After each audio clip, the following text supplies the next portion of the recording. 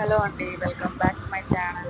ఏం చేస్తున్నాను అనుకుంటున్నారా? కందిపప్పు, శనగపప్పు, పెసరపప్పు, చింతపండు, ఉప్పు, వెల్లుల్లి, జీలకర్ర, ఎండుమిర్చి ఇవన్నీ పప్పుల పొడి ప్రిపేర్ చేస్తున్నానండి. చూడండి, ఇందులో శనగపప్పు సపరేట్గా ఫ్రై చేస్తున్నానండి. చూడండి, సిమ్లో వేయించుకోవాలి. 3 పప్పులు ఒకేసారి కాదు, వేరువేరుగా ఫ్రై చేసుకోవాలి. తర్వాత జీలకర్ర, ఇవన్నీ మీకు ఇంగ్రీడియంట్స్ చూపించాను కదా, ఇవన్నీ కోల్డ్ అయిన తర్వాత మిక్సీ జార్లో వేసుకొని మిక్స్ చేసుకోవాలండి. చక్కగా ఇలా బరకగా పట్టుకోవాలి. ఇందులోనే రుచికి సరిపడా ఉప్పు, తర్వాత వేయించి పెట్టుకున్న పప్పు దినుసులన్నీ వేసుకోవాలండి. ఈ పదార్థాలన్నీ చల్లబడ్డ తర్వాత ఇలా మిక్సీ పట్టుకోవాలండి. పూర్తిగా బరకగా కాకుండా, మెత్తగా కాకుండా మీడియంగా తింటే పళ్ళ కింద నగిలితే టేస్ట్ బాగుంటుందండి. చూడండి, ఇలా అయితే రెడీ అయిపోయింది. ఇలా 18 కంటైనర్